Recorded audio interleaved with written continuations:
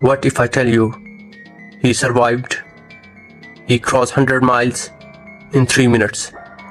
No turbulence, no blackout, no explanation. Air traffic control had no record of him on radar. Then suddenly, he was already on the destination. Bruce. He didn't disappear into the Bermuda Triangle. Imagine you are flying, clear blue sky above you, nothing but open ocean below.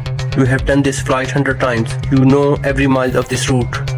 And then your compass spins, your radio dies, and around your aircraft, a grey tunnel, and you are trapped inside it. On December 4th, 1970, a quiet morning in the Bahamas, a private pilot named Bruce boarded his small aircraft on Andros Island. His destination? Palm Beach, Florida. A routine flight. A flight he had made before. Bruce was not rocky.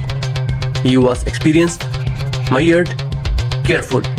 But the sky that morning felt different. As Bruce climbed in altitude, clouds began forming around him. Not gradually, not naturally. Fast, unnaturally fast. Within minutes, storm clouds were rising on every side. Bruce checked his instrument. He adjusted his heading. He tried to find a safe path through, but the clouds weren't spreading out. They were closing in. And then Bruce saw something that made his blood run cold. The cloud above him had formed a ring. A perfect ring, like the mouth of a tunnel, stretching upward into the sky, and it was moving, almost like it was breathing. Bruce made a decision. He had two options: turn back or push through. He pushed through, and the moment he crossed into the tunnel, everything changed. The sunlight disappeared, the ocean below gone, the horizon gone. All around him was a grey-white fog, a glowing fog, silent, still, suffocating. Bruce later said it felt less like weather and more like something alive. Then his instruments began to fail. First, the compass. It didn't stop on all directions. It spun wildly, endlessly, like something was pulling it in every direction at once. Then the navigation system went dark. Bruce was flying blind, in no direction, just sitting in the aircraft, inside the glowing tunnel, over the open ocean. And then he noticed something even stranger. The wall of tunnel, they were rotating slowly, like inside of a vortex, turning around his aircraft. Bruce gripped the controls. He kept flying toward, because there was nothing else he can do. And then time broke. As the flight from Bahamas to Florida, under normal condition, takes roughly 75 minutes. But Bruce wasn't in normal condition. He doesn't know exactly how long he was inside the tunnel. A few minutes, he thought, maybe less. And then, without warning, he burst out into the clear sky. Blue, bright sun, the glittering coast of Miami below him. He made it. He was alive, but something was wrong. He reached for his radio, now working again, and contacted air traffic control. The controller response confused him. Bruce had arrived too early, not 5 minutes early, not 10. He had covered a distance that should have taken over an hour in a fraction of that time. And his fuel gauge confirmed it.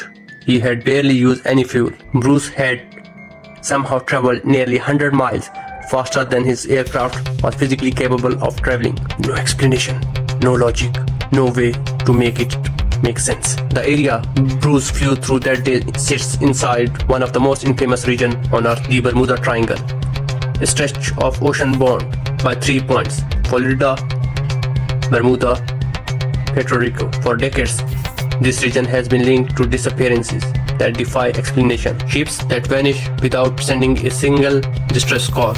Aircraft that dropped off radar, never to be found. Entire crews gone. No wreckage, no bodies, no answer. Over the years, theories has multiplied. Some says the triangle contains magnetic power, invisible forces that corrupt instruments and disorient pilots. Some says it's the time where you travel to the space. It's a pocket in space where the normal rules stop applying. Others point to the secret military experiments. Government technology is so advanced it was never meant to be seen. And some go further. Alien activity. Something beneath the water. Something watching. Most scientists reject all of it. They say the triangle is a myth. That the disappearances are explained by weather, human error, and simple vastness of the ocean. But tell that to Bruce.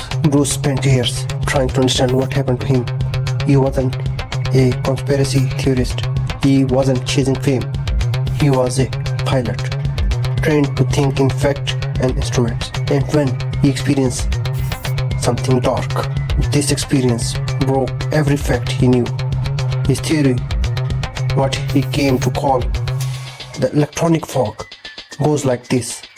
Certain unusual cold formation above the Bermuda Triangle generate a kind of electromagnetic vortex, a rotating field of energy, and in rare condition, that vortex can bend space, physically bend the space around an aircraft like a temporary wormhole, a tunnel through space and time that collapses before anyone realizes what's inside it. Most experts rejected this, but Bruce never changed his story. Not once. Not in the year after it happened. Not in decades that followed. He went to his grave insisting something impossible happened in the sky. So here we are, 50 years later, and we still don't have an answer. Was Bruce a man whose trouble into science can't explain? A crack in reality, brief, terrifying, and real? Or was he a skilled pilot, pushed past his limits by a violent storm, whose mind filled the gaps with something that made the chaos feel meaningful? Maybe both can be true. Maybe the terrifying thing isn't the tunnel. Maybe the terrifying thing is that we don't know. That somewhere above the Atlantic, above the calm blue triangle ocean, there are things happening that our instrument can't measure. Things our science hasn't catch up to yet. Or things it never will. So, what do you think? Did Bruce experience something real? A distortion in time and space that no one can explain? Or is the Bermuda Triangle simply the world's most famous myth? A story we keep telling because we are afraid of the ocean's silence. Please, leave your answer in the comments. I read every single one because the next mystery is even harder to explain. Stay tuned.